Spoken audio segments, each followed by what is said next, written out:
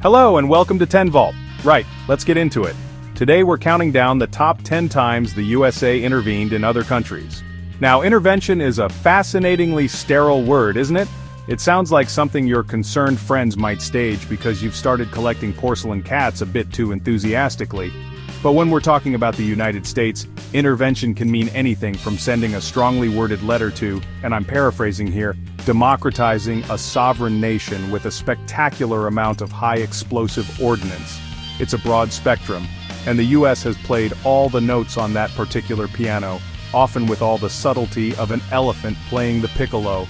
These actions, these grand, often calamitous international forays, are not just footnotes in history books. They are the tectonic plates of modern geopolitics. From drawing lines on maps to propping up or, more often, knocking down governments, these interventions have shaped the world we live in today. They've created allies, forged enemies, and left behind legacies that are, to put it mildly, complicated. It's a history filled with noble intentions, disastrous miscalculations, and consequences that have echoed for decades, often in ways no one, least of all the planners in Washington, could have ever predicted. So, buckle up. We're about to take a tour through a century of American foreign policy, a journey that involves jungles, deserts, presidential decrees, and a truly staggering amount of taxpayer money. We'll look at the stated goals, the messy realities, and the often unforeseen aftermath. It's a story of power, ideology, and the enduring question of what happens when one nation decides it knows what's best for another. And spoiler alert, the answer is rarely simple and almost never tidy. Let's begin. Coming in at number 10 is a conflict that has become a byword for military quagmire, the Vietnam War. To understand this absolute mess, you have to picture the Cold War climate. The USA and the Soviet Union were locked in a global staring contest, and the prevailing fear in Washington was the domino theory. The idea was that if one country in Southeast Asia fell to communism, the rest would topple over like, well, a line of dominoes. A simple, compelling, and as it turns out, catastrophically wrong metaphor. It was this fear that led America to dive headfirst into a complex civil war, backing the South Vietnamese government against the Communist North. What followed was not a swift victory, but a slow, grinding descent into one of the longest and most divisive wars in American history. We're talking about years of brutal jungle warfare, a massive bombing campaign that dropped more tonnage on Vietnam than was used in all of World War II, and a growing chorus of dissent back home. The intervention, meant to contain communism, instead created a generation-defining trauma. The end result? After immense loss of life on all sides, millions of Vietnamese and over 58,000 Americans, the US withdrew. And shortly after Vietnam was unified under communist rule, the very outcome the whole disastrous enterprise was meant to prevent. The dominoes, it seems, were a figment of Washington's imagination. Our number 9 spot goes to a more recent and for many a more raw intervention, the 2003 invasion of Iraq. The public rationale was crystal clear and repeated with the booming certainty of a movie trailer voiceover. Saddam Hussein had weapons of mass destruction, or WMDs. He was, we were told, a gathering threat, a madman who could at any moment unleash chemical or biological horrors upon the world, or worse, give them to terrorists. It was a terrifying picture, painted with phrases like smoking gun and mushroom cloud, and it was enough to launch a coalition of the willing straight into Baghdad. The initial military operation was shockingly swift. Saddam's statue came down, his government was dismantled, and he was eventually captured hiding in a hole. A resounding success, right? Well, about those WMDs. They were, to use a technical term, non-existent. The intelligence was flawed, the case was overblown, and the primary justification for the war evaporated like a desert mirage. What was left was not a stable, flourishing democracy, but a power vacuum. This vacuum was quickly filled by sectarian violence, insurgency, and eventually the rise of extremist groups like ISIS. The intervention to remove a perceived threat ended up destabilizing an entire region, a consequence the world is still grappling with today. At number 8 we have America's longest war, the intervention in Afghanistan. This story begins in the immediate, raw aftermath of September 11, 2001. The target was Al-Qaeda, the group responsible for the attacks, and their hosts, the Taliban regime ruling Afghanistan. The mission, dubbed Operation Enduring Freedom, was initially straightforward: dismantle Al-Qaeda. and removed the Taliban from power for harboring them. The initial invasion was a rapid success. With a combination of US Special Forces, air power, and local Afghan allies, the Taliban government was toppled in a matter of weeks. But overthrowing a government, as we've seen, is the easy part. The hard part is what comes next. The mission morphed from a counter-terrorism operation into a massive nation-building project. For 2 decades, the US and its allies poured trillions of dollars and countless lives into building a new Afghan army, a new government, and a new society. And yet the Taliban insurgency never truly went away, it just waited. The end of this story is painfully fresh. In 2021, the US completed its withdrawal, and the Afghan government and army, so carefully constructed over 20 years, collapsed in a matter of days. The Taliban swept back into power, leaving the world to watch in stunned disbelief and ask what exactly the longest war in American history had actually achieved. Moving on to number 7, we have an intervention that's often called the Forgotten War, the Korean War. The setup is classic Cold War. In 1950, the communist North Korea, backed by the Soviets, invaded the US-backed South Korea. President Truman, fearing another domino was about to fall to communism in Asia, committed US troops as part of a United Nations force to push the invaders back. This wasn't just about Korea. It was about drawing a line in the sand and showing the communist world that American containment policy had teeth. The war itself was a brutal seesaw. UN forces led by General MacArthur dramatically pushed the North Koreans all the way to the Chinese border. This in turn provoked China to enter the war, sending waves of soldiers that pushed the UN forces back down the peninsula. After 3 years of horrific fighting and millions of casualties, the front line stabilized almost exactly where it had started, right around the 38th parallel. An armistice was signed in 1953, but a peace treaty never was. The intervention succeeded in saving South Korea, but the outcome was a bloody stalemate, leaving the Korean peninsula permanently divided and in a state of suspended hostility that persists to this very day. At number 6, we have a swift, sharp, and incredibly controversial intervention, the 1989 invasion of Panama. The target was one man, Manuel Noriega. Now Noriega was a complicated figure. He was the de facto dictator of Panama, a notorious drug trafficker, and for many years, a paid informant for the CIA. Yes, you heard that right. He was basically on the US payroll while simultaneously running a narco state. It's the kind of messy relationship that only seems to happen in spy movies and apparently, US foreign policy. By the late 80s, however, Noriega's antics had become too much of a liability for his former employers in Washington. So, President George H.W. Bush launched Operation Just Cause. The stated goals were to safeguard American lives, protect the Panama Canal, combat drug trafficking, and restore democracy. Over 27,000 U.S. troops descended on Panama in a massive show of force. The fighting was largely over in a few days. Noriega eventually surrendered after holing up in the Vatican's embassy, where U.S. forces famously blasted rock music at him for days on end. The intervention was a clear military success. Noriega was carted off to a Florida prison, and a new, democratically elected government was installed. But it was condemned by many in the international community as a violation of sovereignty, a stark example of the U.S. acting as judge, jury, and executioner in its own backyard. For our number 5 spot, we're visiting the tiny Caribbean island of Grenada. In 1983, the world's attention was suddenly fixed on this place most Americans couldn't find on a map. The reason? A violent coup by a hardline Marxist faction had overthrown the government.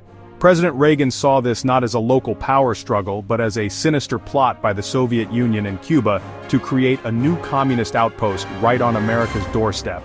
The primary public concern, however, was the safety of several hundred American medical students on the island who Reagan claimed were in danger.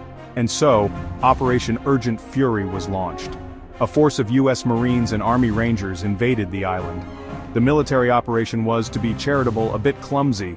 There were communication failures, intelligence gaps, and tragically friendly fire incidents. But against the small and disorganized Grenadian military, the outcome was never in doubt. Within days, the U.S. had secured the island, the students were rescued, though many later said they never felt threatened, and the coup leaders were arrested. A new pro-American government was installed, and Reagan declared a major victory against communist expansion. For many, it was a disproportionate use of force against a minuscule nation. But for the Reagan administration, It was a powerful symbol that America was back and willing to flex its muscles. Coming in at number 4 is an intervention of a different kind, one defined by what didn't happen.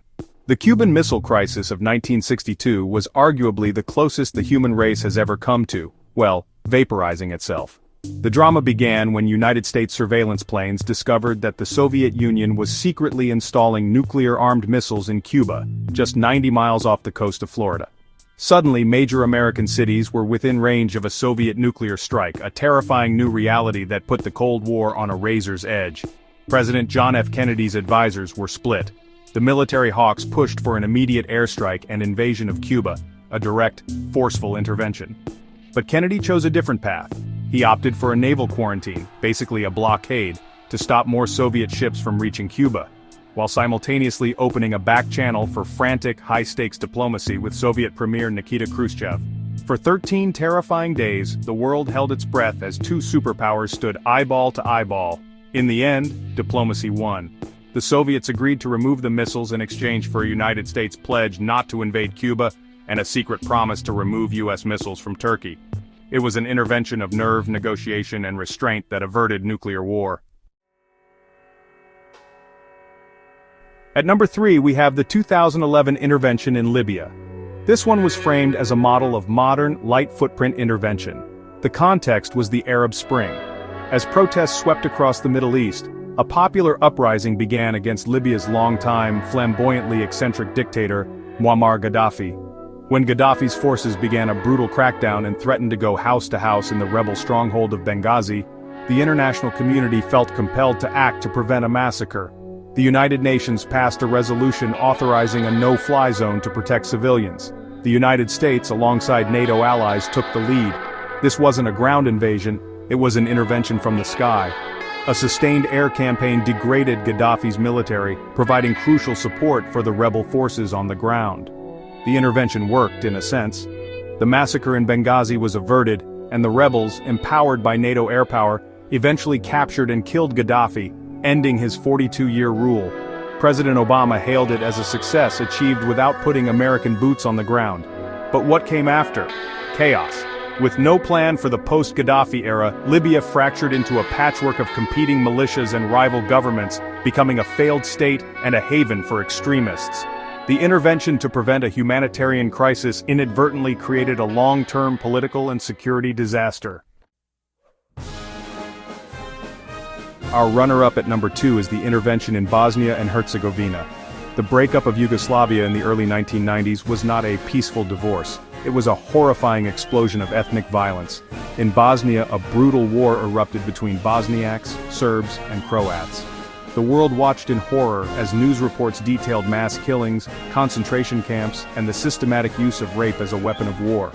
The term ethnic cleansing entered the global vocabulary, most horrifically symbolized by the siege of Sarajevo and the Srebrenica massacre, where over 8,000 Bosniak men and boys were systematically executed by Bosnian Serb forces. For years, the international community, including the United States, was hesitant to intervene militarily. But after the Srebrenica massacre in 1995, the calculus changed. The images were too ghastly, the inaction too shameful. The United States led a NATO bombing campaign, Operation Deliberate Force, targeting Bosnian Serb military positions. This decisive military pressure finally forced the warring parties to the negotiating table. The result was the Dayton Peace Agreement, brokered by the United States and Ohio.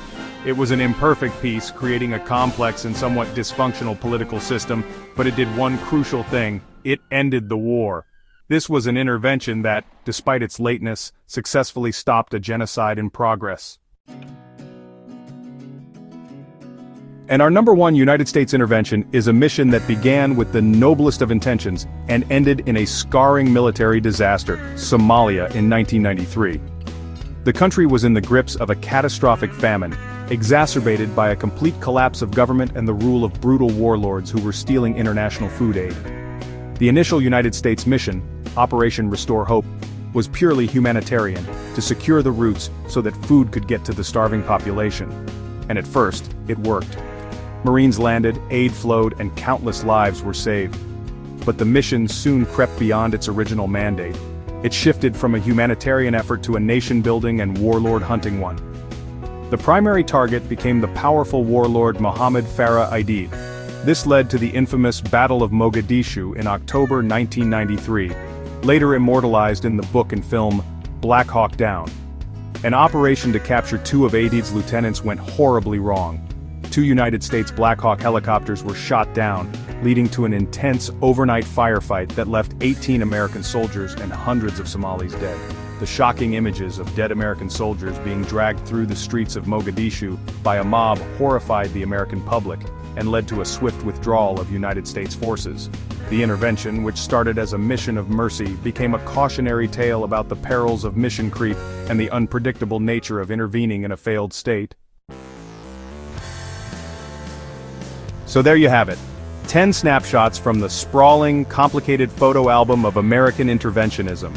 As we've seen, the reasons are as varied as the outcomes, from containing communism and fighting terrorism to stopping genocide and occasionally just ousting a dictator who had fallen out of favor. These weren't just abstract policy decisions made in sterile Washington offices. They were actions that sent shockwaves across the globe, redrawing maps, reshaping societies, and altering the course of millions of lives, for better and all too often, for worse. The thread connecting them all is the immense power of the United States and the enduring belief that this power can, and should, be used to shape world events. The lasting impacts are undeniable. The division of Korea, the instability in the Middle East, the very existence of the Dayton Accords, these are the direct legacies of the decisions we've discussed. These interventions have created deep-seated gratitude in some places and generations of resentment in others. They have shown the potential for American power to do good, as in Bosnia, and its potential to unleash unforeseen chaos, as in Libya and Iraq. Each one serves as a complex case study, a lesson written in blood and treasure about the immense difficulty of imposing one's will on the world. Ultimately, this history is not just about the past. It's a living history that continues to inform the present and the future. The ghosts of Vietnam and the lessons of Iraq are invoked in every contemporary debate about foreign policy. These 10 stories are a powerful and at times deeply sobering reminder that when a nation as powerful as the United States decides to intervene, the consequences are never small, never simple, and they never ever stay contained within the borders of the country in question. They ripple outwards, shaping our world in ways we are still struggling to understand. Thanks for watching.